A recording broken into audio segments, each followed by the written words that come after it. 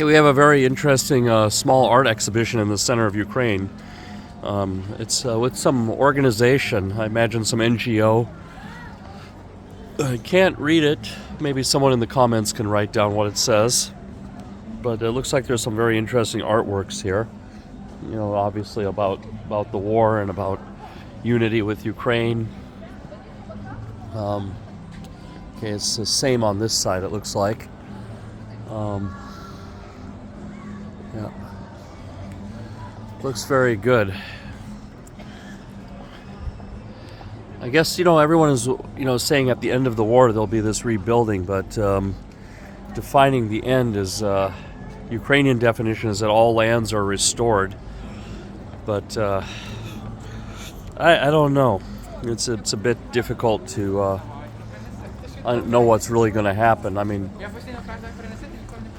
we have this whole thing where if Ukraine does too well, then the nuclear threat comes, and then the West starts backing off. And you give Ukraine a little bit, and they can take a lot. They can do a lot with the little bit we give them, and it's a bit troubling to understand. It's just like in project management, the definition of done. We all want the country back, but it's I don't know. That could take a long time. It's as you push the Russians into a box, right? They start getting more concentrated, so the density increases. So there's more Russians in less area, and then it gets that much harder to get them out. As they get pushed into a concentrated area, in the east. We have these elections coming in the U.S., so that's also another concern. How much do the Republicans really value freedom? I think freedom is priceless. I think you print all the money you can to get rid of Russia, and that's a superpower America has. We have the dollar doesn't need to be backed by gold. The dollar is backed by our innovation and our culture, and a country that goes from sea to shining sea. As a metaphorical or cliche as it sounds, it's true. It's all true, and we have this $1 trillion a year military. Let's use it. Let's give Ukraine statehood. Why should Ukraine try to become a member of the European Union? Let's make them a member of the United States, and then we can be right on Russia's doorstep. I honestly think the nuclear thing is a bluff. I don't think they're going to commit suicide, because it would be more suicide for them than for us. So I think we should get Ukraine a statehood. They get their governor, they get they'll have quite a big showing in the U.S. House of Representatives. It would be one of the larger states, and they would have 2 senators, and and America starts expanding its franchise, and right onto Russia's doorstep, and of course we'll work out some deals so Ukraine retains its identity and everything, but it's we got to do something, but definitely can't quit or have a. If we have a truce, it's got to be something very calculated.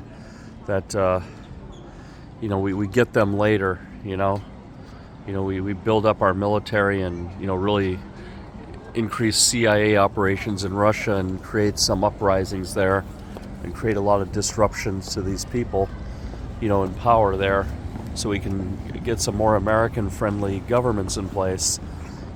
Now we see what happens when you let this anti-Americanism flare up too much, and everyone's always saying, America did this, Gulf of Tonkin in Vietnam and all these things.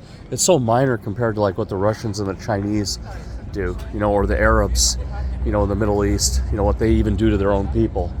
I'm not a very pro-Israel person, but I have to say that the Arabs are a lot more worse to their own people than the Israelis have ever been. So yeah, it's a whole lot of whole lot of suffering going on here these days, and people are out of work and things are turned upside down, but life is going on. People are very stubborn to stay. I'm glad I stayed. I don't know. I mean, I have two really great nationalities, Norwegian and American.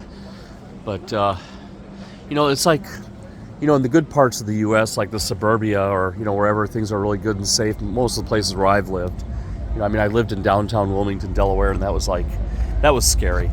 But it's like living in a hospital. Everything is safe and clean. Everything works on time. But you get bored. You need some variation. You need some challenge in your life every day to kind of keep going. And I guess that's the reason why a lot of us expats are over here. That's why a lot of us Americans live overseas. We're kind of just need something different, some uncertainty in the life to give it some meaning. I don't know how much volunteering you can do in America. It seems like, in American volunteer organizations, there's something cool. This project is being sponsored by the U.S. to restore this building. That is cool. This is going to be a great building, and it's going to have an American signature on it. I love it. We gotta brand ourselves better. We gotta be proud of who we are. Because if it wasn't for us, Ukraine would already be gone and half of Europe would be gone. There's people ready to just step in and they want us to believe against ourselves. As I was saying, things are a lot worse in other places. So, yeah. So, yeah, this is a nice art exhibition. It's, Old Town Lviv, November 5th, Saturday, November 5th. Yeah, just hanging around. Anyway, take care, everybody.